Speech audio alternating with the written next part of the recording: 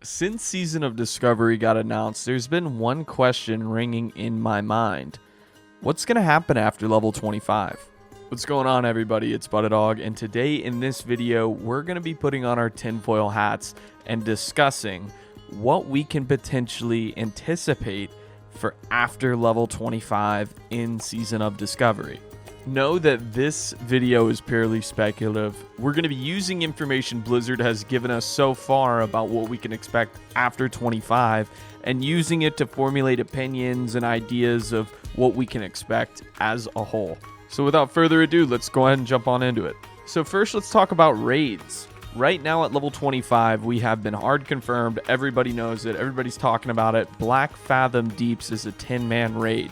Now, at the end of the Classic WoW presentation at BlizzCon, we also got a few teasers to what we can expect going forward, which is Gnomer, Scarlet Monastery, and Karazhan Crypts. And recently, we just learned that the level caps for each content progression will be level 25, level 40, level 50, and level 60. So if I had to speculate, I can imagine that for obviously level 25, we're getting Black Fathom Deeps. For level 40, we might be getting a fully remastered Gnomer that is akin to that level bracket. For level 50, we might be getting Scarlet Monastery. And then level 60, we'll have an additional raid, Karazhan Crypts. And Blizzard has even confirmed new world bosses throughout each leveling period. So for level 25, we might get an Ashenvale world boss that we don't know about yet. For level 40, I can imagine something akin to Stranglethorn Vale, and putting a world boss there could be relevant. For level 50, I can imagine they'll put a world boss in the Caverns of Time in Tanarus, or something in Felwood that's akin to those level brackets, so it makes sense as you level throughout these zones. And for level 60, adding new world bosses to zones that maybe didn't have as much content but are loved by players, like Winterspring, maybe even Highjaw. The introduction of quote-unquote in-game content for these level brackets could be really interesting. It could also get people to come back at level 60 in order to get really cool, unique items, trinkets, rings, whatever it might be that might be insane for that level bracket and still relevant at level 60. To give you an example, I think immediately about BRD and Hand of Justice. It's an item for really a level 55 to 60 dungeon that's still relevant throughout most of the in-game and Classic. Next, let's talk about class quests and quests in general.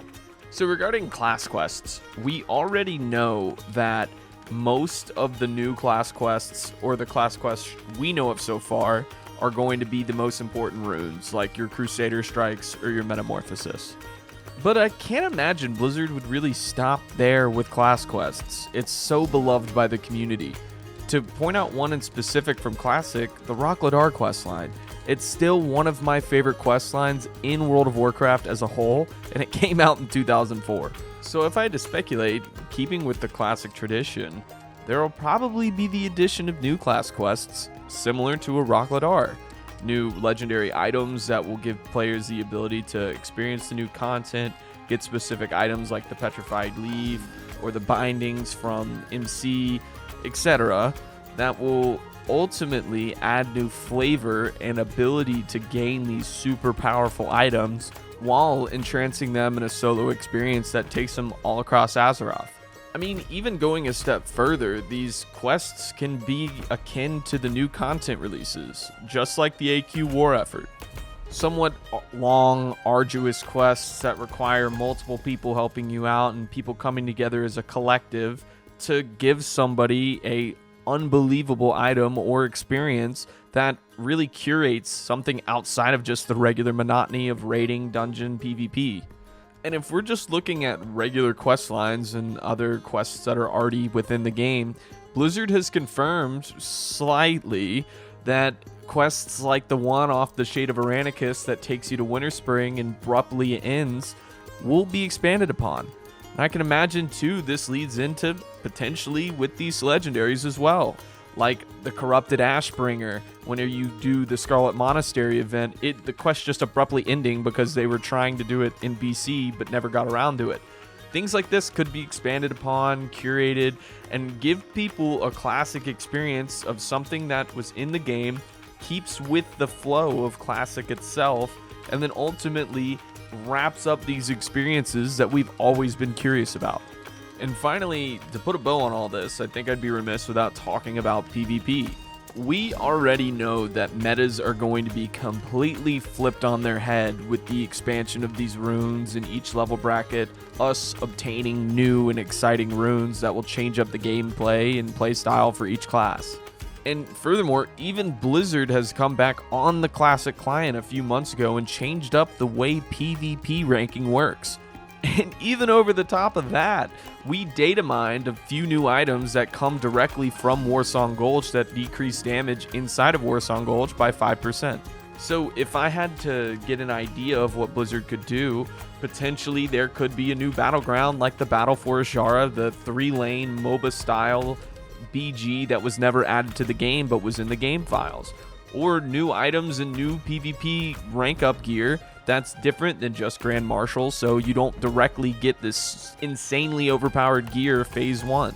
And this is really just a caveat for me, so Blizzard, please add this, but ranking systems like rated BGs. I know it's probably speculative and diverse and people have a multitude of different opinions on this, but I think adding some level of gameplay progression through PvP outside of just gear to where you can get ranking in some capacity could be really dope. And having the ability to scale up and brag to your friends about what rank you are outside of just the title could be really interesting. So overall, I'm going to cut myself off here because I know I could make a 2-hour-long video about different speculation and things I would like to see in Season of Discovery post level 25. But I want to know from you guys, if you had somewhat of a wish list of things to see within the game as a whole, what would that be? And what would you want to see, or do you want to see, after level 25 in Season of Discovery?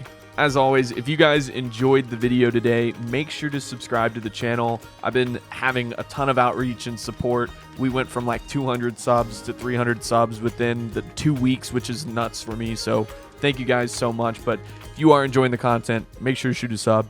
And I will see you guys in the next one. Peace.